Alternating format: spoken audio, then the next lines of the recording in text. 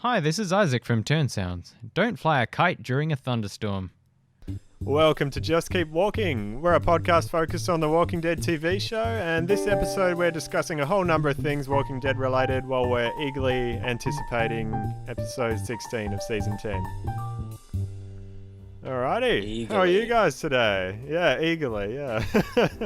I'm your host, Ben, joined by Liam the Legend Swainson. We've got It that lives name from on. last week. Yes. Yeah. And now Isaac, true fan Anthony, because you did prove yourself last week. Oh, great. I'll take that. I appreciate that. Thank Yeah, you. all good. If I can work up to like semi-legend status, that'll be good, but I'll take true fan. One step at a time. Look, I didn't mean anything personal by it last week. You know, with me and The Mandalorian, I'll like watch that every couple of weeks. You know, I'll wait a while till it's already come out. But you know, you'll watch it every day. So I'm the casual fan on your Star Wars one, and you kind of do the same with Walking Dead sometimes. When Negan was standing there about to bash somebody's head in with the bat and said it was nothing personal, I'm sure it felt a little bit personal to the people who were getting whacked. Yeah, So that's all I'm saying. That's fair. Very fair. So one of the things I thought we could talk about, we saw a bit of a teaser, which seems like it's a scene, or probably the opening scene from the episode, and it teases Maggie and a pile of other things. So, Ooh, yeah. Look, I always liked Maggie. Was sad to see her go. Didn't feel like it was a conflict with her recording schedule for something else, wasn't it? It wasn't the actual. yeah, well, I think there was a contract dispute. She wanted more money, and they said no. So she was like, "Oh well, see, I'm going off to do another show." Right. But then the other show didn't go so well, so she's back. So I don't know what else happened if she did get more money, but yeah, it's good to have her back regardless. Anyway. I'm hoping that her accent is a little less thick. I don't know. We'll see. Okay. But Yeah, right. it got a little bit forced because she's like British and stuff as well, isn't she? Yeah. So, I mean, yeah. British people putting on thick American accents, if that kind of gets on your nerves, this might not be the right show for you, because there's definitely a lot of it. It's just every time she says Gregory, and you're like, oh.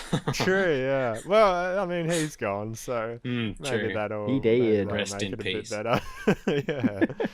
I actually kind of miss Gregory. Like, too. he was a terrible guy, but he was hilarious. He was the guy you love to hate, right? Yeah, absolutely. Oh, for sure. How about you, Liam? Overall, like, what were your thoughts on the teaser? I don't know, because I'm definitely excited, but I'm also curious, because they played that character with those weird little hand scythe things Yeah, with the mask, ninja-looking and then they guy. showed Maggie. And I rewatched it to see, because that seemed to be they were trying to convince us that was Maggie. That was my Okay. take on it anyways. But I'm like, they're wearing different clothes. It's the same sort of color, but it looks different. I don't know. I can't see Maggie rocking up in that sort of like weird sort of ninja scythe khaki clothes. I could be wrong, but I also kind of want to see that too. But either way, man, Maggie coming back is a win. Yeah. Oh, All hail absolutely. Team Maggie. Yeah, I don't know. Hey, there's some people are saying they reckon it's Maggie, but I don't know who that ninja person's going to be. Isaac, any thoughts there? Well, one of the comments I was gonna make, I don't know if this is an unpopular opinion or not, and no disrespect to the actors themselves, but I'd really much prefer like Morgan's character to come back, or like Yeah, absolutely. Dwight, you know, as well as another one that's just kind of run off into the distance. And I know that you said that they've shown up in Fear the Walking Dead, Yeah. but it's kind of like, if you want to bring anyone back, I don't know if Maggie is a fan favorite or not, but I don't know, maybe some of those Scythe characters are other familiar faces if they're coming from similar places. Yeah, Rhymes. yeah, for sure. No, I mean, yeah, definitely Morgan's up there. I'd definitely be keen to have him back. Well, regardless, I'm glad to have Maggie back or Morgan or Dwight, whatever. Yeah, I mean, it's unlikely, but it could be Morgan, because the last Fear the Walking Dead left it sort of on a cliffhanger of sort of him potentially dying, or you don't know what's going to happen there, and then in the trailer for the next season he's not seen it all. So it's not likely. I don't think they'd bring him over, but it's possible. I guess it's open ended. I do kind of hope it's not a new character though. Just because I don't know. I feel like the show's a little overpopulated at the moment, slightly. Just trying to balance between all the characters is getting a bit of a challenge, and trying to give them all storylines, I think, is a bit tricky. We're not quite seeing as much of all the favorites as we could. So to introduce more people, Right. I don't know, but yeah, what else did you guys have to say about Morgan? I mean, if it was him, he certainly upgraded his weapon, right? Yeah, I mean, he's gone from yeah, a I guess. staff. I don't know if you'd call it a staff to Yeah. I don't even know what you call those things, like hand scythes. I don't I'll know. go with But- that. Sickles. Yeah, sickles, mini sickles. Well, Hmm. maybe not. Mini Yeah, sickles, Isaac, if anyone sickles. knows what they're called, it's you. Well, I was just gonna say as well, like, you know, with people saying, "Oh, I wish Morgan would come back," or Dwight, or, you know, even Maggie and stuff, and then Heath is just there in the corner going, "What the hell, guys?" Like, Oh my god! I Imagine if it actually was would Heath. like that. That'd be alright. Yeah, what if it was Heath? I don't know. I don't care. Yeah. Anyway, so that's very open ended, but yeah, even Virgil, they kind of had a shot of him in there coming back. I kind of would prefer just to leave him because I Who's didn't he really. again? He was the guy in the Michonne episode, the crazy guy on the island. So yeah, I'd take him or leave him. I guess they could do something interesting there, but I kind of wouldn't mind if he just stayed on the island and we never mentioned him again. But yeah, I don't know. We'll see. I guess there's lots of potential for things to happen. But yeah. So I guess it starts with like Father Gabriel. He's running through the tower, and I've got mixed feelings about this, so bear with me for a second. I love how they had it all as sort of one shot of him running through the hallway and coming around the corner and looking out the window. You know, that kind of shows they put a lot of effort into it, and that, you know, Isaac, you're a big fan of long takes and things like that, so that's always a plus.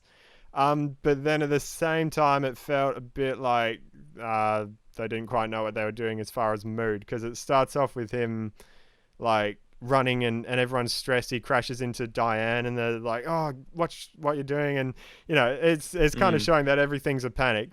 And so he's running, and then he gets to the window and looks out, and then suddenly he turns around and he's like getting down and talking to the kids, and he's all calm all of a sudden, and he's saying, "Oh, look guys, look at this hand, 1, Yeah. 2, 3, community," and he's like, "Okay, what were you running for 2 seconds ago then?" So you know, I'll better reserve judgment till we actually see the episode. But that was the big thing that just stood out to me as, oh, okay, that's a bit weird. But you know, that's all right. What can you do? I did actually love the whole speech about, you know, here's all these communities coming together. Individually, they're not so powerful, but together they're, you know, a strong weapon. And you know, especially bringing in the other people, Maggie and Virgil and all these other people out there. Yeah, it's exciting. It definitely gets me excited to see who else is going to come in and how they're going to do that. So yeah. Yeah. Everything you just talked about, I kind of thought the same thing. It was kind of like you were in a hurry just but a moment ago. Yeah. And then I thought, and then after that, because I watched it once or twice, and that conversation he has with the children, exactly saying what you just said, I kind of thought, okay, well, if before he was all flurrying and unsure of what was going to happen, he can't be shown to be acting that way in front of the children, because you know, the adults have to keep a brave face for the children. So I wonder if it was still urgent, but you know, he goes back to his priestly type duties and actually takes a step back from how he wants to feel or how his natural inclination is to feel to do the better thing. And I don't know. It's, yeah, that it's makes sense. Yeah. Particularly being a priest, hey. Yeah, absolutely. Yeah. I agree. That was what I took on it. But then I also thought, well, if that were the case, he's going through that explanation for like far too long. If he is actually stressed out. If it were me personally and I were trying to reassure the kids, I'd be like, okay, look, everything is okay. we've got to sort this out. So why Don't don't you guys panic. run along and play catch over there for a little while? I mean, You know what it is, right? He'd planned a whole sermon for his congregation like years ago, and he was like, "Oh man, that was so good. I was going to talk about the fingers and then together a mighty weapon." And he just, after all these years, he never got to use it, and now this is finally his chance. So he just had to make the best of the opportunity. Well, Yeah. up until that point, he only knew of like 3 different colonies, so he was waiting for the 4th and 5th. Yeah, It's like and then 3 just make a clicked. great. I'm not done yet. It was a bit creepy the way he said that, but it was funny. the kids are gonna walk away and he's gonna be like, "Yes, Yeah. finally said it." That's it. Yeah. Oh, actually, one other thought was Diane. So she's the archer lady who Yeah. pretty sure she started out with the kingdom. She could have been with Hilltop. No, I think she was with the kingdom. I when- think when it she was started Hilltop, out. but I could be Oh, wrong. okay. I actually can't even remember. Oh, no. I think I'm going with kingdom, but I could be wrong. I thought Kingdom as well, but now I'm doubting Yeah. myself because I can't fully No, remember. I think we've seen most of her at Hilltop, but with all the black armor and stuff, I think she originated from the kingdom. You're right. Actually, it's coming back to me now. I think she started out at the kingdom, but then she spent a lot of time at Hilltop, which is kind of where it's confusing. But yeah, anyway, yeah, regarding her, just she's one of those side characters who's been around for quite a while, and I'd like to see more of if they can find a good story for her to do, because they're kind of giving more spotlight to Alden and stuff like that, which is great, and it's good to have more of him. So yeah, if and when the time comes that they've got more of those sort of B storylines and they can balance it well with all the other characters, I'd definitely be keen to see more of her, because I was kind of expecting her to be on the Pikes. Actually, she seemed like just enough of a side character that we recognized, but wasn't a big loss for the show. But yeah, I'd definitely be keen to have her as more of a prominent character. I think she's been around long enough, and we kind of have seen her here and there, and she seems likable. So yeah, Isaac, what do you reckon?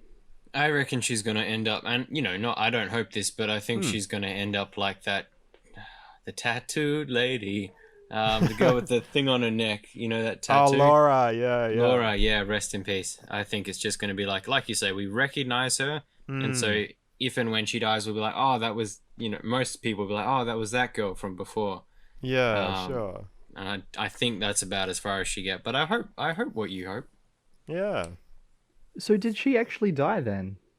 Yeah, Laura did die, and that I don't know if the word injustice is right. I can't think of anything. But There was a murder. Yes, it's injustice. yeah, injustice in the sense of like the writers or whoever was behind the decision to just sort of kill her off in such a almost ambiguous way, or not make a big deal out of it, because she wasn't a super prominent main character, but we'd come to like her enough. She'd had plenty of good moments, and she did die. The actress put up kind of a tearful video saying thanks to all the fans and stuff, but I think she was pretty devastated as well, just how abrupt it was. But it was definitely a shame that they didn't really make a big deal out of it, especially that in the scene it's like kind of blurry and happens really quickly, and you're not even sure if she's actually dead or not. It's just like, oh, okay, I think maybe she's dead. There's blood, but she could have got knocked out. I don't know. She was face down in a pool of her own blood. I kind of connected the dots. Yeah, that's fair. Yeah, I would have preferred a bigger, if she was on a pike or something along those lines in the future. I think that would have been a bit better for me. But still, fighting Beta's a cool way to go. They just could have actually shown it a bit better or made a bit more of a deal about it. Actually, if anything, if you're wondering whether characters are alive or not, who are they going up against when they're left on the ground in a pile of blood? Is it Frowny McTwo-Knives? I think so. Like, I don't think there was ever a chance that she was not dead. Yeah, that's fair. So. Yeah. Makes sense, but I wish they'd have, at least like Ben, you said, the way they wrote that was very abrupt and not overly clear. It would have nice. I would have enjoyed a little bit more closure at the very least, where it's very definitive. Yes, she's died. Yeah, That way, sure. we three aren't sitting here going, well, did she actually die? Or Yeah, her walker could have walked out of the prison yeah, and someone in yeah. Alexandria came across it, or yeah, something. But yeah, so that was a shame. Because was there any mention as well from the other characters that she died? Any sort of passing? Nothing. Not that I can No. No remember. acknowledgement. Not Because that I she was on recall. like the council and everything. So yeah, it should Oh. have been a big deal. But yeah. Oh well, R.I.P. Laura. But hopefully the same doesn't happen to Diane or someone else. Yeah. So one other thing I asked you guys to have a think about was sort of almost a pitch for like a Walking Dead video game of some sort, because we've had quite a number of them. There's the Telltale games, which are more of I don't know, not I don't know how to describe it. I've heard they're good and stuff like that, but it's more of a choose your own adventure sort of thing where you kind of just choose the storylines, and it's got some video game elements, but it's It's pretty it's point not a and click conventional type video thing. game. Yeah, Yeah. that's it.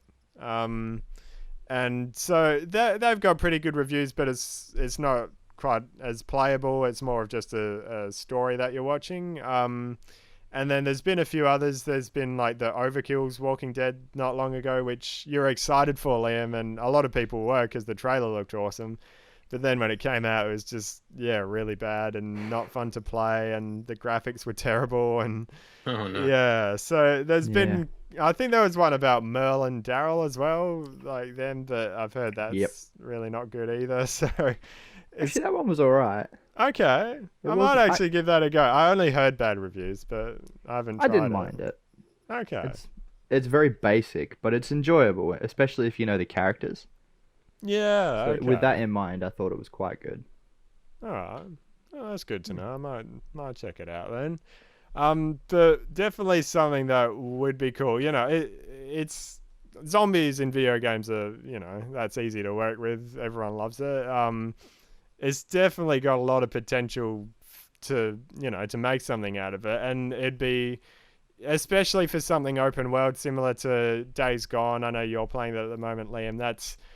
I've played through that probably like 3 times now, and Dying Light as well. There's just open world where you can run around the city and just be in that world. I'd just love to have something like that in the world of The Walking Dead. Yeah. So yeah, what's like if you guys had to give like a very rough sort of short pitch for what something like that could look like, what would you be thinking? And we'll get into some more details in a second, but what's like a overall summary? Liam, do you want to start? What Yeah, ideas sure. had you got?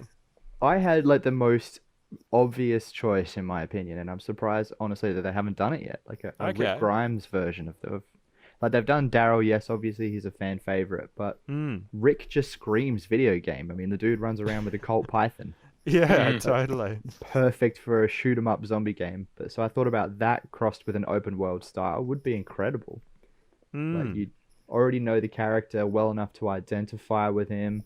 You know the storyline to a degree, so you sort of have an idea of what's to come, but you then get to actually live it out in a sort of sense. I think that would be really Yeah. cool. Absolutely. So that would be all open world and stuff as well? I think so. I think that'd Yeah. be cool. Yeah. I and think I've gotta without say open that's- world, Sorry, you go. no, I said without open world, it sort of limits it to a degree, but then at the same time, The Last of Us wasn't open world, and that was one of the best games I've ever played. Yeah. Mind you, wow. I'm not really much of a gamer, but yeah, the storyline and that was incredible. Yeah. But open world would definitely be cool, like a random space you go to and all of a sudden a horde comes through. I Yeah. suppose the further along in the storyline you are, then perhaps the horde contains some whisperers or something. That would be Yeah, awesome. totally. Yeah, that'd be awesome. And that's really what I would want. Obviously a storyline's good and it helps, but the main thing I want is just to be in that world and explore and that's what I really love about Days Gone is that you're just riding around on a motorbike. You can, obviously there's storylines and stuff like that, but I'm in the post game now and I can play for hours upon hours after completing all the missions, just riding around, you go from one place to the next and just randomly there's a horde walking across the road as you turn the corner. And it's all kind of, it's not planned events. They've just put hordes in the world and zombies walking around, and so the situations kind of create themselves. So to have that in the world of The Walking Dead, I think would be awesome. Isaac, did you have any sort of ideas? Well, later on, I do want to point your attention to a game that I really do like, which has already been developed. Okay. But as far as ideas for ourselves, you talk about Rick Grimes, Liam, but I would actually go more toward a character like Negan. Can you imagine, like, a first-person sort of perspective view of a dude swinging a bat just at the same type of walkers that we see on this show? Oh, like, my gosh.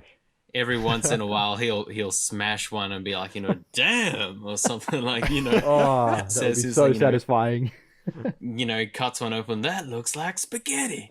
And, just, I don't know, whatever but I could see that for sure.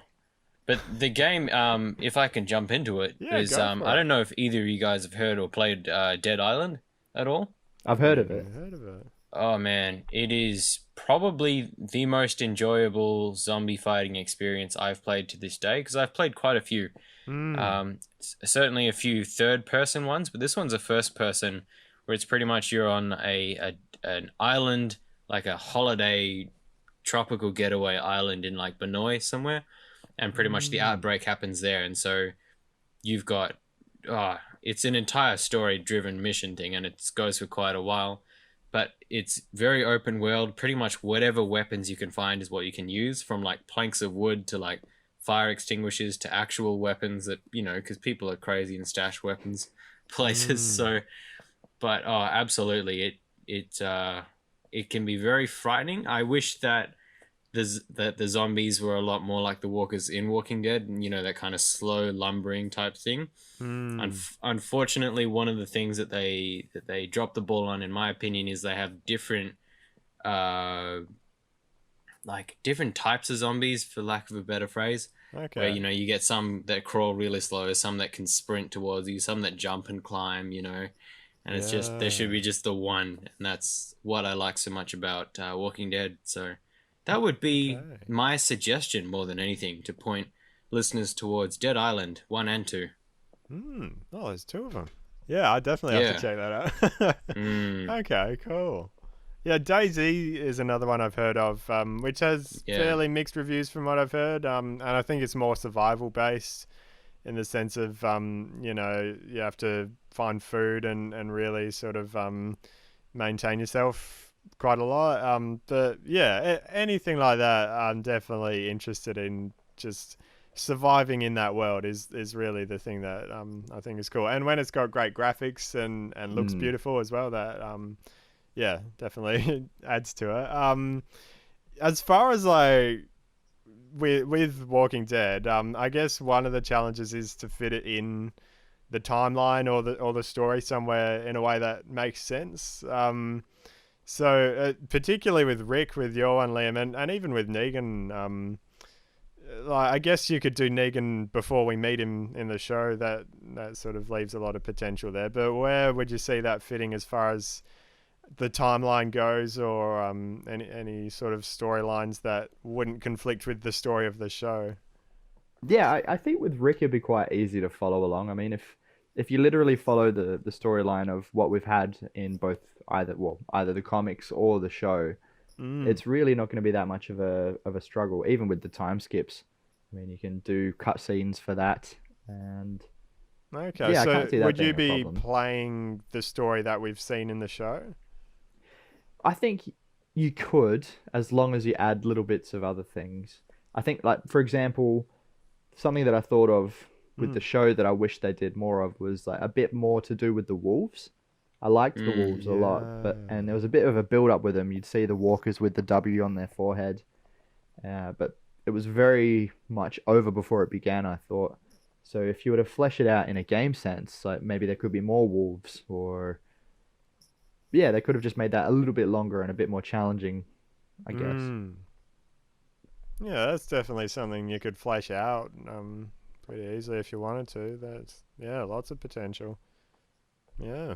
How about is the Negan one you were talking about, Isaac? Would that be like before the timeline of the show when we see Negan, or would that be something later on?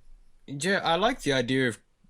I got to assume that he's always had his sort of quirkiness, his one-liners and his Yeah. smart-ass kind of things. So still that kind of character, but I would really like to see, and like, quick side tangent. I don't know how deep of a mind worm or rabbit hole this is going to be, but no one ever talks about how the outbreak started. They talk about who were you in the world before, or what did you do, Yeah. but no one in the entire show has ever been like, what the hell happened? Why are there these sick people everywhere? How has it not been traced? Because we woke up essentially with Rick in that bed Yeah. when it had all gone, down the drain. And when Morgan says, were you bit? We're like, bit? What's he talking about? And then goes on about this whole thing. So we're as much in the dark as Rick is. Yeah. But then back to your question, it'd be really awesome to see Negan fighting in a world where maybe his wife is still alive, or she got cancer before, didn't she? Yeah, that's right. Yeah. Okay, so I don't know, maybe he's in a bar grieving about all of that, and then round the corner comes bumbling this guy who he thinks is like drunk and trying to have a bar fight with him or something, and then Oh. yeah. Yeah, I love that idea. But hey, yeah. Negan at the start of the outbreak. But like, please, one of you, like, have you ever thought about that? Like, that they never ever mention how or why the thing started? In at the end of season 1, when they go to the CDC, that's probably the closest, because they're talking with the researcher there, and he sort of explains how the virus takes over the brain and talks a bit about it. So I guess there's a bit there, but it's definitely not, as big of a deal.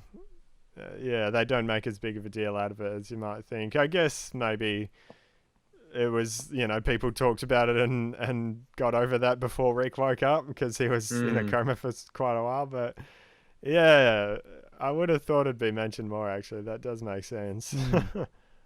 Well, because in the same way that now you can't walk outside without seeing some kind of COVID-19 awareness poster somewhere, or, things on the news or on your phone or something like that. So even you'd expect there to be things out in the streets. Of course they've got the don't open dead inside things, but that's about it, really. Yeah. As far as...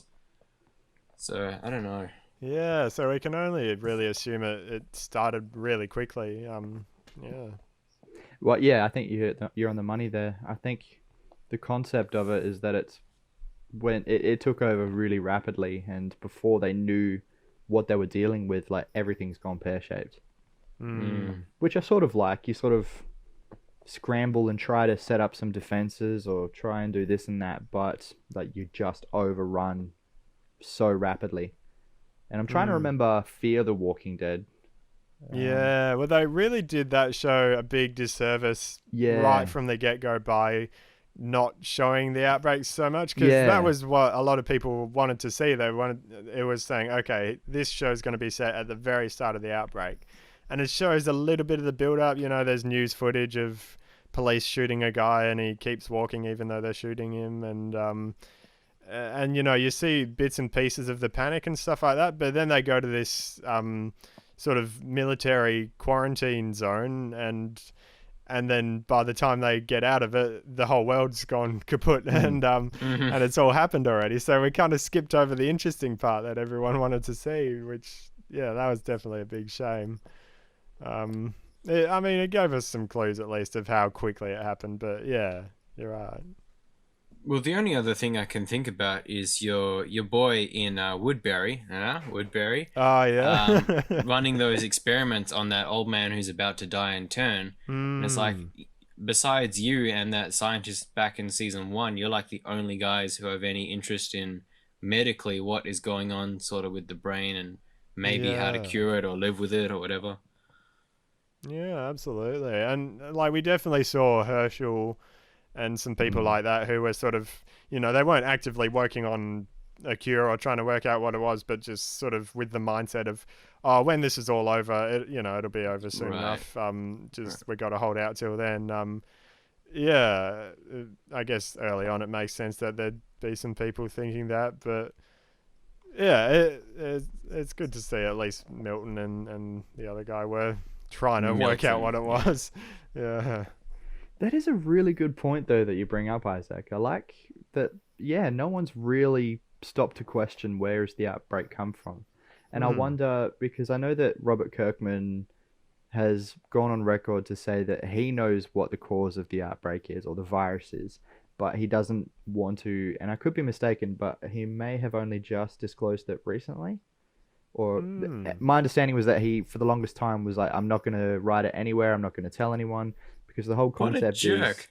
yeah, I know, right? But at the same time, like, I kind of like it. Like the whole concept that he went is in a separate universe where they have no idea what a zombie is. That zombies just aren't a thing for them. So when these walkers show up, it's not something that they've seen on a cinema screen before, and they're like, oh yeah, that looks like a zombie. It's a completely Hmm. new threat. Hmm. But so with that, I wonder if that's why they've never sort of questioned the origins of it. Because yeah, that's very interesting. Hmm. Yeah. And they have. I think it was mainly Robert Kirkman was saying that he kind of regretted having the CDC in season one, where they, talked Okay. about the virus and, not that they gave us heaps of information, but even just giving us that much, he kind of regretted putting it in there because I guess he preferred the idea of it being ambiguous and it being something that, okay, look, forget about that. It doesn't really matter anymore. All that matters now is surviving. Yeah, which I understand because there are plenty of other zombie shows and things like that. I don't know, World War Z or whatever, which are completely focused on, okay, let's work Hmm. out what this is and let's get a cure for it or something like Mm. that. So yeah, I do understand wanting to just make a show where you don't worry about it and we can just focus on surviving and forget about it. But Hmm. yeah, still after 10 seasons, we got a bit of space to dive in a bit more, I think. Yeah. Actually, that was something when Carl was. We were sort of left on a cliffhanger for a few months of Carl being bit and going, okay, I guess he's gonna Carl! die, or they weren't confirming or not confirming. Thank you, Isaac. Whether or not he was gonna die or not. Part of my hopes for that was that they were going to really dive in more into what causes the zombie virus to spread and with the same time Negan working out, hey, you can put guts on weapons and scratch Mm. people with it, that infects them. I was thinking with all that kind of being spoken about at the same time, maybe Carl's bite wasn't infecting him, or there was, maybe because it bit through his shirt but didn't actually, I don't know. They could have gone that direction, I guess, if they wanted to at that point. That was what I was hoping for, but Hmm. yeah, they didn't do that. Anyway, Hmm. that was just a random thought, though. Yeah. Um, as far as back to the game, though, like, yeah, I'd definitely be keen for that, Isaac, to see something at the start of the outbreak, and that really gives lots of potential for, you could do whatever you want with Negan, really, and it's not going to Mm. conflict with what we've seen in the show or anything there. So, yeah, I like that idea. Cool. My kind of thoughts were potentially in the 6 year time skip, there's plenty of room to fill in there. But after thinking about it some more, I'd actually probably prefer to see something either focused on Rick or Daryl or both, or you could have something where you can potentially switch between characters and be different people. Hmm. But between seasons 8 and 9, there's about a year and a half time skip there after the war. Um, and that's kind of a time where everything's running smoothly. All the communities are. There's a bit of conflict between the saviors and stuff like that after the war, but everything's sort of humming along. Rick's there, all the people are there, and you could kind of have everyone in the same spot and gives you a lot of freedom for to create your own story and do something in that span of time for a game. So that was kind of what I was thinking with that, and I think as far as Rick goes, it's tricky because you got to really write a good story that actually makes sense why he would go out or why he'd be doing certain things that makes sense with the other seasons. But Daryl's probably a bit easier to work with because he can just go off on his own and do his own thing, and he does that all the time anyway. It doesn't really affect the main story as much. So fair but my only other thought with that was, you could have an open world where you can visit all the communities. You can either ride a bike between them or ride a horse. Red Dead Redemption's got horses, and that's worked pretty well. So you could kind of do either. Maybe there's pros and cons to both when it comes to fuel and stuff like that. But what it's a bit of a stretch, but it would be cool, I think, if there was like a mission Daryl had to go on or whatever, to like get something from Herschel's farm or back from Atlanta, maybe the hospital where Beth died, maybe like there was something that they need from there that Carol saw or something like that. Some excuse for him to go back past all the places that we've seen in the show, and like, so you could go past the prison and see, where that's at the moment, and visit all the old locations. Even if that's not part of the story, just a reason to have it in the open world, I think that'd be cool as an excuse to go and explore that. Or even taking on as well Morgan's attitude. If the game was simply to just clear, to go into different I don't know, houses, buildings, parks, playgrounds. Just look, there's a walker, off you go, and then on to the next one. Yeah, even like clearing the routes between the different communities, like you could make plenty of reasons why that would be a big objective in a game. So yeah, that'd be cool. Totally. Yeah. Really, I just want to explore the world is the main thing. Like, that's what I love about open worlds. You can just go and visit everywhere. But I think something, because thinking about obviously we're not video game developers, so it doesn't really matter. But it's fun to think about anyway. How to not make it like a carbon copy of Days Gone or something like that, which focuses on a biker character with a crossbow, which is already kind of similar. But I think one big thing is that the hordes are so different here in the sense of slow-moving zombies, which gives the player an advantage because it's kind of easier to work with. But the thing that makes it harder is that it has to be headshots if you want to kill them. Because in Days Gone, you can shoot them anyway. You can shoot them in the foot, and that kills the zombie. And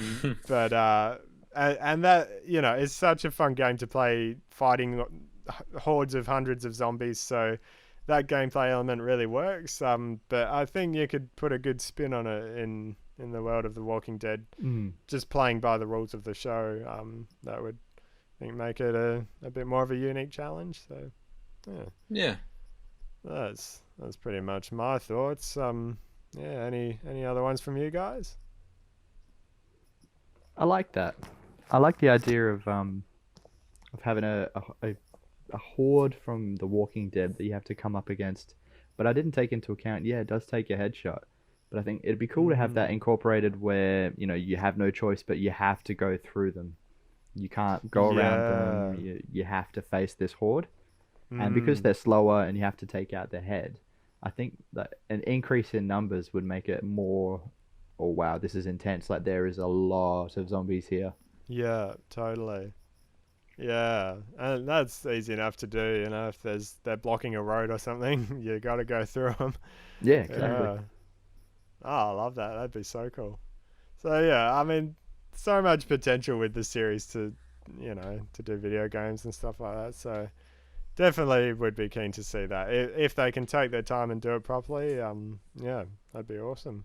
Yeah, absolutely. I was thinking we could dive into a little bit of trivia, maybe. Maybe we can challenge Isaac's status. But no, something all of us can participate in. You said you had a couple of questions, Isaac, so we'll do that as well. But also I've got this, it's like a daily trivia challenge. So I you sort of rip a page off every day, and so I've done all the ones up to this point in the year, but I haven't read through the rest of it, so we could just pick a random page or go through a few and And I wouldn't know the answer either because I haven't read it. So we could have a go at that if you want. But Isaac, why don't you kick us off with whatever question you had? Okay, so I got two. The second one is my main one, but the first warmer upper one Okay. is the martial art that Morgan learns is called what? Yeah, go for it, Liam. Aikido. I've got it as well, but yeah, yeah. And what does that mean? The art of redirection.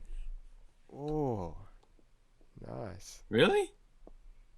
I'm not sure if you're thinking about my answer or if you're frozen. I think he's frozen, but that was a perfect frame to freeze on. You were like, and then the stream froze. Oh no! I thought Aikido meant something like "I will not kill" or something like that. That's what he says. Maybe? That's definitely an element of it. Yeah. I think you're pretty spot on with the art of redirection, Liam. Yeah. That was definitely a line at some point. It does sound very zen, Mm. like a martial art. Yeah. How about, Isaac, the name of the book that he studies? The name of the book. Yeah, that teaches Morgan Aikido. Jeez, I have no idea. Oh, Liam? The art of redirection. Oh, close. Oh. The art of peace. I'm pretty sure that's what it is. Let me double You're check. pretty sure. The art of peace. Yeah, that's it. Mm. Okay. And I think that's an actual book as well that you can buy. But yeah, there we go. Interesting. Cool. Well, do you want to just like pick a random date and I'll flip to that date in here and we'll see what the question is. It's got a mix of some are pretty easy, some are like very challenging. So yeah. All right, Isaac. 4th of October. 4th of October. I know why you picked that. Okay. What does Rick show Jadis? So this is season 8, episode 6. What does Rick show Jadis as proof of sure victory? So this is in getting towards halfway through the all-out war with the Saviors, and Rick's trying to get Jadis and their crew on the side. So it's got multiple choice. Negan's confession, wooden figurines, letters from Carol and Tara, or photos of dead Saviors. I was just going to say weapons, so I have no idea. Okay.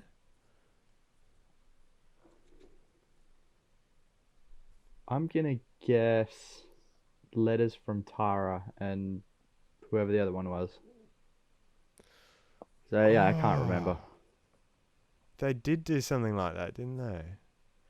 I'm going with photos of dead Saviors because I'm pretty sure, like at the start when they sort of brought the whole horde and attacked the Saviors outpost, Rick took a few Polaroids and then he brought those to show the junkyard people. I think that's it. Let's see. I got to flip it upside down, Tree. Yeah, photos of dead Saviors. There we go. In an effort to convince Jadis to join his alliance, he shows her instant photos of the aftermath of the battle. So there we go. All right, Liam, what's another date? May the 4th. May the 4th. Oh, Star Wars Day. Nice. Special Okay, this day. is season 5, episode 2. What information does Tara share with Maggie? A, she's in love with Glenn. B, she was with the governor. C, Herschel's last words. Or D, she's gay. Tara shares with Maggie. Hmm. I'm going to guess B. She was Okay. with the governor. Yeah, that Yeah. was my guess too. Yeah, I'm going with that too. Yeah, there we go. That one's pretty easy. I'll just flip to a random page. Which member of the group... So season 6, episode 16. Which member of the group agrees to act as bait to distract the Saviors so that the others can safely get Maggie to the hilltop? Is it Abraham, Eugene, Gabriel, or Aaron?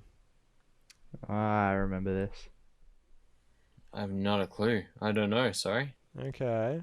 I've got it too, but so they're trying to get Maggie through the forest. They decide to go on foot, and someone agrees to go off and take the RV as sort of a distraction, so that the saviors would hopefully follow the RV and think they're all in there. Oh, I'll just say Abraham. I don't know.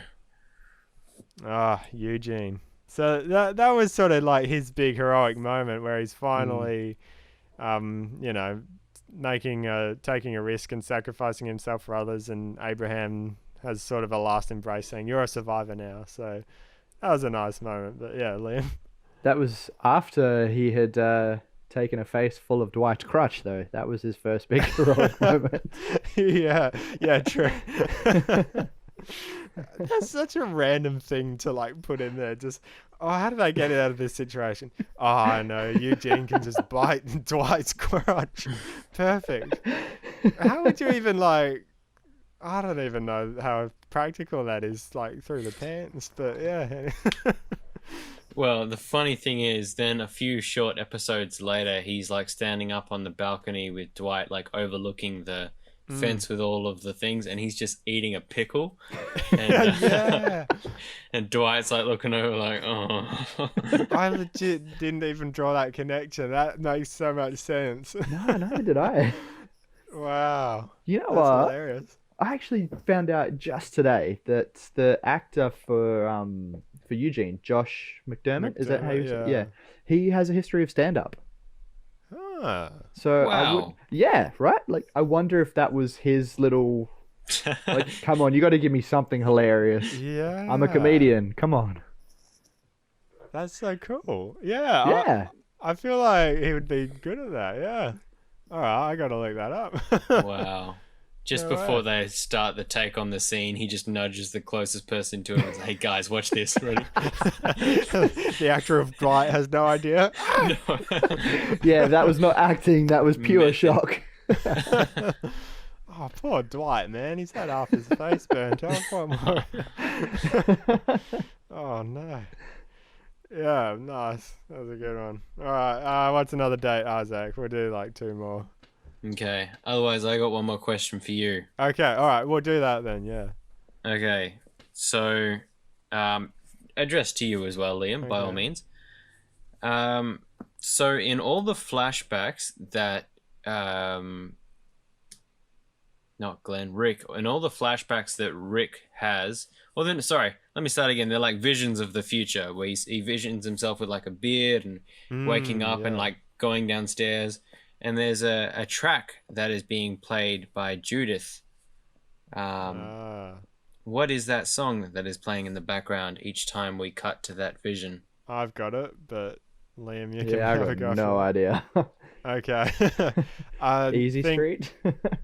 It's another one, Rides the Bus by Weird Al. Very well done. That's good. It's a weird song. Yeah. Yeah. How did I not know that Weird Al is in The Walking Dead? Yeah. What? It's canon Yeah, now. very strange. Yeah, I think it was like I saw some behind the scenes, like an interview with Chandler Riggs saying that was like one of the songs Carl was into back in the day. So that was his sort of vision of the future of them like listening to the music he used to listen to and living a semi-normal life. And yeah, that's a good question. That was a very good one. Yeah. Thank you. Let's go to Christmas. This goes in like chronological order through the show, so I want something from season 9.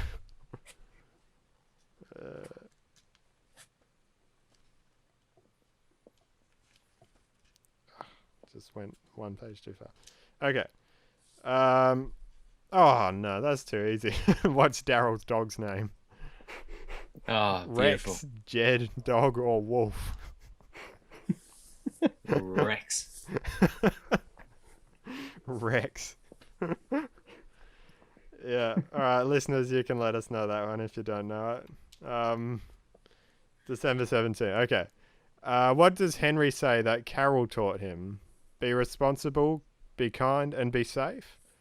Or you stand up for what's right and you fight what's wrong? never leave the kingdom without a buddy, or war is not the way. That's a good one, actually. I'm definitely tossing between the first two. Yeah, me too. Yeah. If I'm in going- doubt, choose B. Yeah. I'm going with A. I'm leaning more towards B. B was the stand up for and what's fight, right, yeah. fight what's wrong. That's very Carol. Yeah. I'm Okay, going B. I'm going with A. I will go with A just so that Oh. Ben and I can win or lose together. No, you're right. It's B. You're very Damn it. right. Sorry, Isaac. You Huzzah! said B initially, so I'll give you that. Oh, that's right. Yeah. Because, Henry's arguing he wants to, stand up and fight against the saviors who stole their stuff on the road, Jed and his group. And Carol sort of walks away, and Henry's like, well, you told me stand up for what's right, fight what's wrong. Yeah. There Look you at go. the flowers, Henry. Oh, no. He did. I know. Wonder if that's what she said to him when she beheaded him. Look at the flowers. Just like out of some crazy coincidence. Yeah. You'll be stronger after this. No, I forget this, and then it always jogs my memory when I rewatch season 4. But the look of the flowers line didn't come out of nowhere. That was very early in the season. I think it was episode 2. In the prison, Lizzie was freaking out when her dad was dying, and they had to stab him in the head before he turned into a zombie. And there were flowers in the room, and so her sister Mika was saying, "Oh, Lizzie, look at the flowers," as sort of a way to distract her, so she didn't have to, see her dad being killed. So yeah, I always forget that, but that line didn't come out of nowhere. That was kind of set up. But why did Mika say it? That's the real reason. Oh yeah. Plot twist. Yeah, she is behind it all. Imagine, so maybe that's the ninja. It's Mika. She didn't actually die. She's... No. She did come back. And she comes back for revenge on Carol. And look at the flowers. Carol pulls off the mask and stabs her with one of those crazy knives. All coming around. Liam, what's the last date we can look at? Oh, pressure. Let's go. Just out of curiosity, 31st of December. 31st of December. Yeah, Okay. the last one. At least it'll be hard to find. Easy to find. Okay.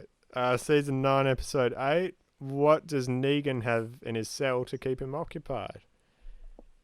Baseball glove and a ball, a pottery wheel, pencil and paper, or a stationary bike? Stationary bike. Why would he have a bike? Exercise, man. Oh, okay, yeah. No, that makes sense. Yeah, exercise. Yeah, okay. I just read stationary bike as like a normal bike.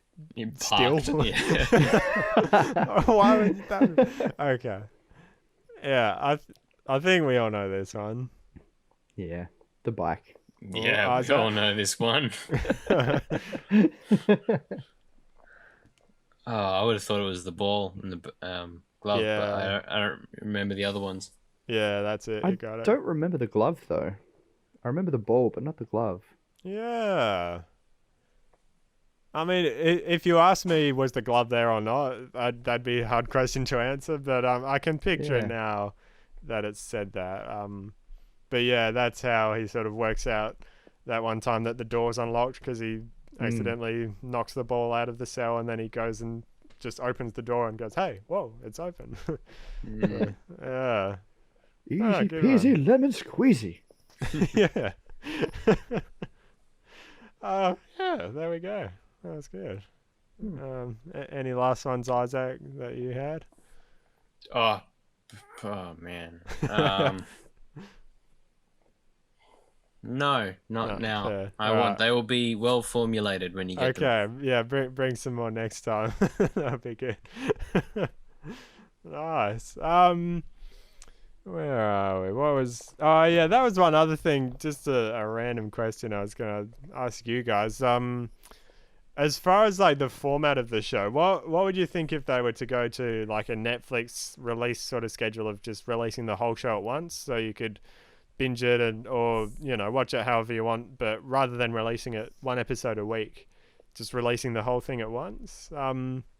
Because I for quite a while up until season 8, we didn't have Foxtel Now in Australia, so that came out around season 8, which is the streaming version of Foxtel, and it's a lot more affordable. But before then, you had to pay like $40-50 a month if you wanted a Foxtel subscription, and that would give you, the sort of pretty much cable equivalent for America. But it wasn't really worth paying that much to get the show every week, so I would just watch it whenever it came out on DVD afterwards and watch it all, in that sort of manner. And for some seasons, it was definitely better doing it that way, I think. But then for other ones, maybe would have been more enjoyable going week to week. But yeah, did you guys have any thoughts? What would you prefer if you had a choice? Look, I enjoy routine quite a lot. I like having something to look forward to week by week, and even the break, the mid-season break, or in this case, break till the finale. Yeah, it's something to look forward to. And yes, it'd be nice to binge watch the whole lot, but I like having these chats week by week with you guys whenever the show comes out, and I think that's now become something that's partnered up alongside the show for me. Anyway, we get to watch the show, and then we get to talk about it as well in our little groups, and then like have listener interaction as well. So I'd say week by week all the way. Yeah. Yeah. No, I definitely agree on that front of, having something to look forward to, and B, the opportunity to just talk about it as we go. And, you can think about it'll leave you on open storylines and things to speculate on and stuff like that. So it kind of gives you a lot more thinking time in between each episode, which is fun. It builds up some anticipation, gives you stuff to think about. And then just capping that thought off finally, art is supposed to make you talk, I believe people say. And so, if you're watching a TV series or a movie and you just watch it because it's interesting to you and that's sort of it, and you don't really feel the need to talk about it with anybody else or how it made you feel or why you like it, I'd maybe question why you're putting your time into that sort of thing versus something else. Yeah, and interesting. Hey. Yeah, that's why I do like what we got going here. Yeah. Yeah. Oh, true. Yeah, I actually I remember for season 5 I was at TAFE and my mate had a Foxtel, so I was able to bum that off him for most of that season. And that was just, it was fun. I mean, that was, a lot of people consider that to sort of be the peak of the show anyway, but just every week, you'd watch it, and then in TAFE the next day with everyone, you're talking about all the cool moments, and there's definitely something fun about that. And I remember for quite a while, I'm the only one in my family who watches it. No one else in my family is really interested, and yet I smile. Yet I smile. And there are definitely so many moments where afterwards I'm like, I just want to talk to someone about it, but I don't know anyone else who watches. So having this is definitely, really, really fun and makes a big difference to the enjoyment of the show, I think. I would, my main reason leaning towards streaming is partially to do with the writing. I think some of the worst bits of the show or what kind of makes it, really go downhill at times is when it's written to leave a certain episode on a cliffhanger or to fit in within an 8 episode or 16 episode structure. And so if there wasn't that pressure of having to try and draw the viewers back next week or pace it out a certain way, I think that would definitely benefit the story a bit if they could just pace it however they want, and you can have as many episodes as you want, but just the right amount that you need to tell the story, rather than either stretching it or compressing certain things to fit within the week-to-week structure. So that would be one plus. And also season 7, I think I definitely had a much better experience than most people, because that was really that's probably like the worst rated season for the most part, and it's really split up into bottle episodes and cuts between lots of different storylines every episode. So I can see how if you had to wait a whole week and you just got an episode of Tara at Oceanside and you don't see anyone else, or Daryl in his cell being miserable for a whole episode, it's not as fun if you have to wait a whole week and that's all you get. But for me to be able to just watch it and then go, oh cool, I'll just watch the next episode straight away, I think that that was a bit of a better experience than having to wait week to week and being a bit let down by each episode.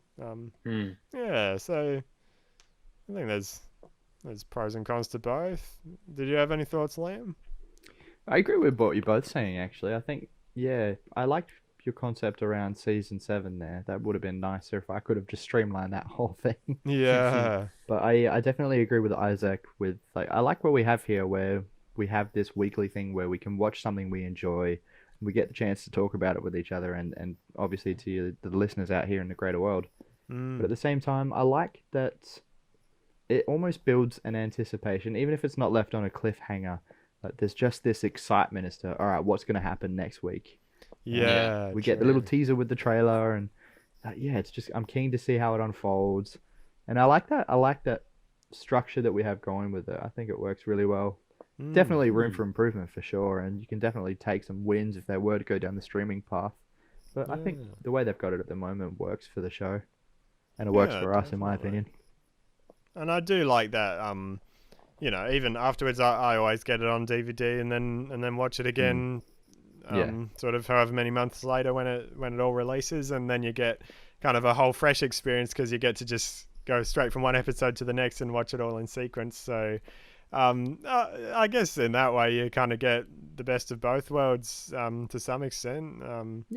You kind of can experience it both ways really if you have the time and you like it enough to watch it twice. So I think I agree with the consensus that probably week to week is best.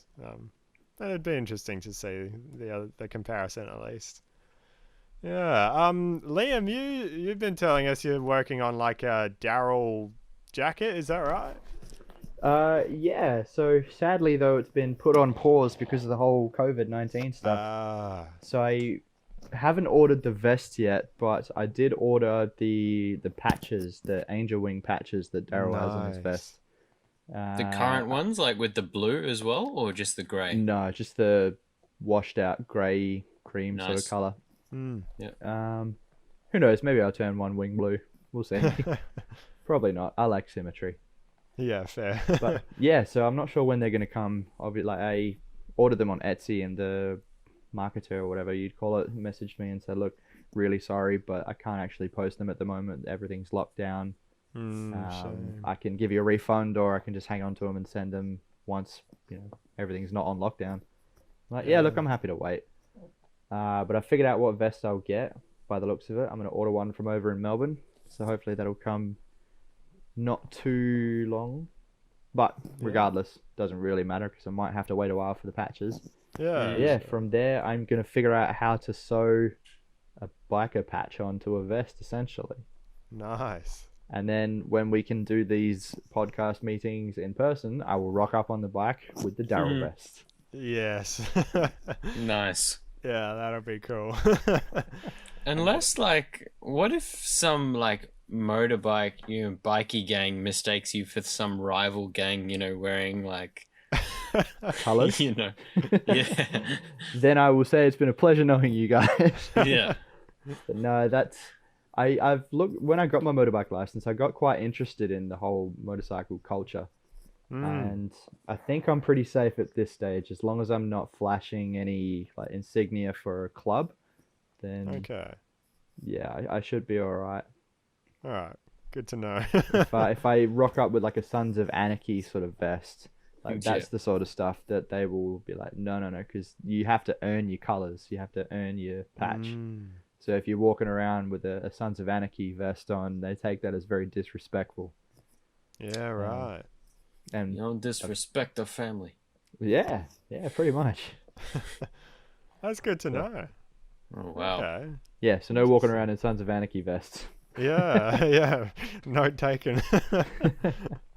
Yeah, well, I'm keen to see how that looks when it does happen eventually. Yeah, if depending how it turns out, I'd be keen to, piggyback off your research and get a similar vest, but do one with the Yes. blue wing as well. That would That'd be be cool. cool. I'd totally wear that. I'll send you the links for the ones I've got. Okay, sweet. Yeah, nice.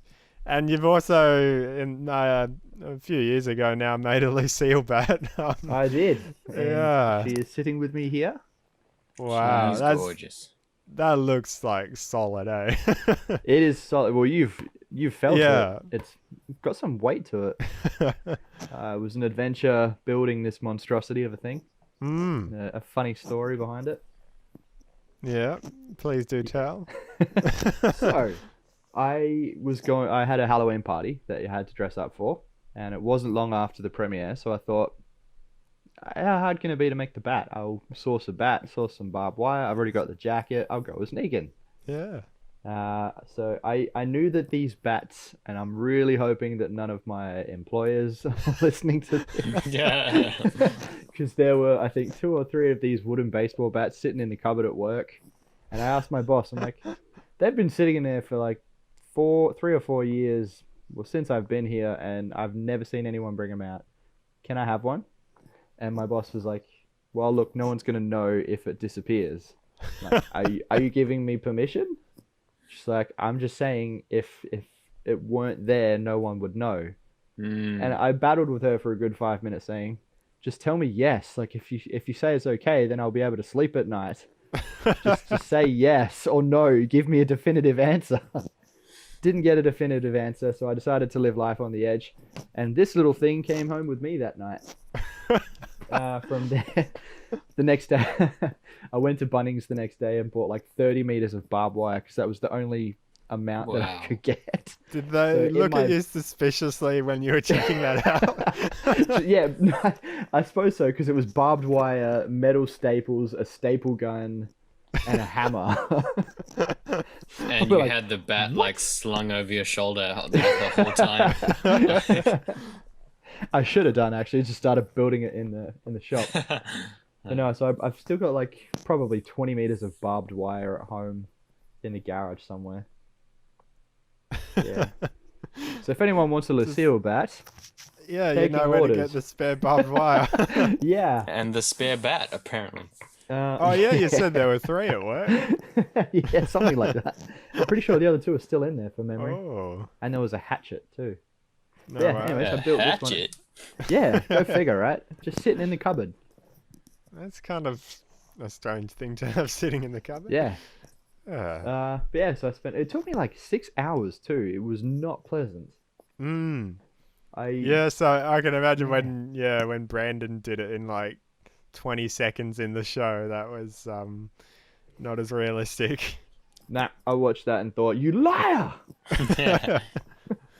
Yeah, this was hard. Like, I ended up having to go back to Bunnings to get some gloves for my hands because no matter how hard I tried, I was constantly like, barbed wire is tough to warp around a bat. It doesn't want to do it. So I'd have to, initially I would try and staple it in with a hammer staple. Like, yeah, one of those big, thick, heavy duty ones. And then I'd like wrench the barbed wire around it, try and hold it in place, and then tack in another hammer. And the barbed wire would just not want to cooperate and fling up and stab me in the hand. Oh, no. Yeah, So I ended that up- sounds very painful. It was a nightmare. So if you look closely on the camera, I don't know if it'll show up, but you can see tiny little like puncture marks everywhere. Oh yeah. So all those little puncture marks, like that one there, I ended up going back to Bunnings to get an actual staple gun just to hold the barbed wire in place so I could then hammer in place like the proper heavy duty staples. It was an adventure. It was an Beautiful absolute face will never be the same ever again. adventure. But it was worth it. This thing is awesome. Yeah, that's very impressive. And you brought it to the Halloween party. I did, yeah. Oh, wow.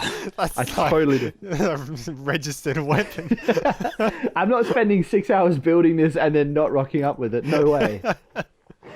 Wow. Although I'm pretty sure I upset someone there because like 2 hours into the night, some random girl turns around and figures out who I'm dressed as, and she just yelled at me, "Too soon!" And then Oh walked yeah, off.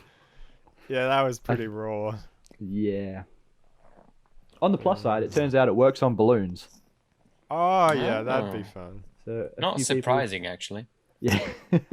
We decided to pop a few balloons with it that night. Yeah. Have you ever had a go with a watermelon or something? No, but I've been thinking about that. Since I built it, I'm like, I want to hit a watermelon. Yeah, you gotta haven't do done it it and like film it in slow motion or something. I feel like we're onto something here. Yeah, I feel like that needs to be a part of the podcast somehow. absolutely. Yeah. I mean, since the day I built it, I'm like, I need to hit a watermelon. Mm. I haven't done it yet, so I think I've been waiting for this moment. Yeah, we're doing it totally. All right, I'll get a watermelon. Okay.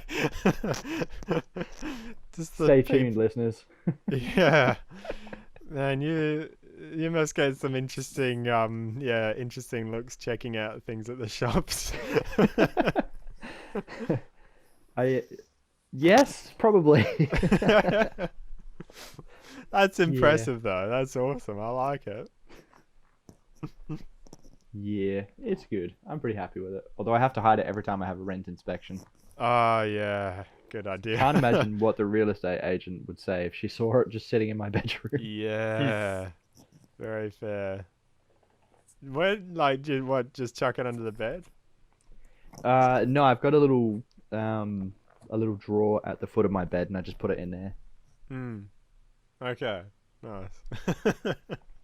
Have there been any other props you've been working on, or anything you're thinking of putting together in the future? Not Walking Dead related. No, not at this Okay. stage. Yeah. What other stuff though? I actually want to get into designing. Well, not designing. Like doing my own installs on lightsabers. Ooh, nice. Yeah. Hmm. So Yeah, the most nice. recent one that I bought, the company that I bought it from, I won't mention any names just to be a good person and all that jazz. The line of sabers that were released, they haven't got the best track record with their electronics. Okay. A few people have had a few okay. issues. So I Hmm. thought, well, I suppose if mine does go pear-shaped, I've thought about learning how to like properly solder stuff and getting my own equipment and yeah, going from there. So if the if the electronics do decide to play up, yeah, I'm looking at building my own components. Nice. Just got to find a few carbon crystals, but yeah. Well, how hard nice. can that be, right? Ah, not hard at all. Not hard at all. If anyone gets in my way, I've got Lucille here.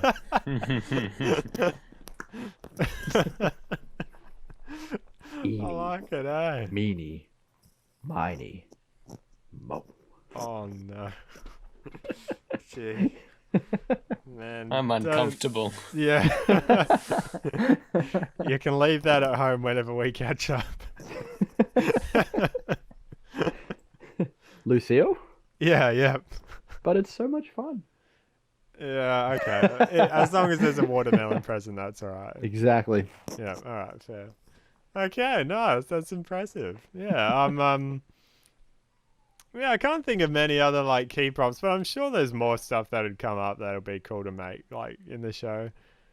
There's probably a few things, but yeah. Anyway, I like having, especially something like that that feels like a real thing. It's not a plastic prop or whatever. Just like sort of a cheap replica. Like having something that actually feels real. I've seen some Michonne swords and stuff like that are like Nice. real quality swords, and yeah, it seems like something that'd be cool to have. So I That like would be it. pretty cool.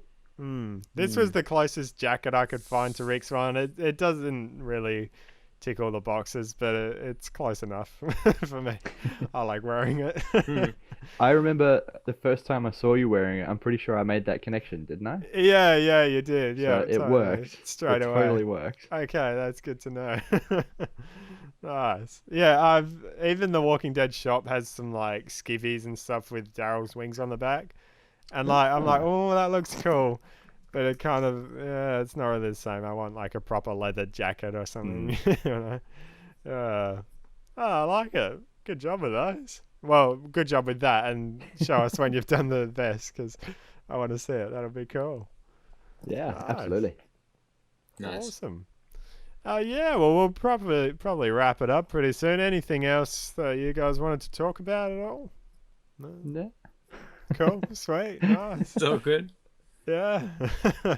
Well, yeah, we'll definitely be sure to do some more of these. I got a pile of other cool things that'd be good to chat about. I mean, there's so much from the show to talk about, really. But yeah, it's just good to be able to catch up with you guys and anyone listening. If you've got questions or just topics you'd want to talk about, or even if you're interested in joining in or sending a voicemail or anything, yeah, just make sure to get in touch. We're keen to have a chat with you guys, especially in the break. Yeah, we've all got a bit more spare time with being locked indoors. Well, maybe not all of us, but some people do. So yeah, definitely keen to chat with you guys. And next week I'm going to be catching up with someone who runs the Darrellettes page on Instagram. They've got a few people, a few ladies over in the east of Australia. But yeah, they run this. It's a cool page. They post Darryl stuff every day and get involved in a pile of stuff in the fandom online. So I'll be having a chat with her next week. If either of you guys are free, then I'll get you in. I don't know how availability is going to be at this stage, but yeah, we'll put that in the next episode whenever that releases. And yeah, definitely keen to just connect with anyone else, because yeah, it's a good time to come together online, even if we can't do it in person. So yeah, Absolutely. I agree. Yeah, but for now, I've been your host, Ben. And I am still Isaac, the true fan. Did we arrive at true fan? Yeah, true fan. The true fan, Isaac, Mark Anthony, at your service. You're Rick, right? I'm Negan. Oh, Oh. I'm still Liam. Just kidding, it's me. Oh, man, you got me just for a second. kidding. Yeah, no, thanks for chatting, guys. It's good fun. Good to have a nice bit more of a laid back one this week, and looking forward to doing it again soon. So yeah, we'll catch you next time. See you later, guys. See you later.